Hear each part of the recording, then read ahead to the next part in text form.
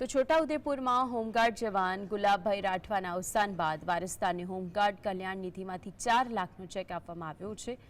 મળોતર સહાય અંગેનો ચેક સ્વર્ગસ્થ ગુલાબભાઈ રાઠવાના પતિ મંજુલાબેનને છોટાઉદેપુરના સાંસદ જશુભાઈ રાઠવા અને ધારાસભ્ય રાજેન્દ્રસિંહ રાઠવાના વરદ હસ્તે ચેક અપાયો। તેમજ છોટાઉદેપુર યુનિટમાં કુલ 3 હોમગાર્ડ સભ્યોને દીકરીના લગ્ન પ્રસંગે કલ્યાણ નિધિમાંથી મંજૂર થયેલા રૂપિયા 20,000ની લગ્ન સહાય માટે પણ ચેક અપાયો।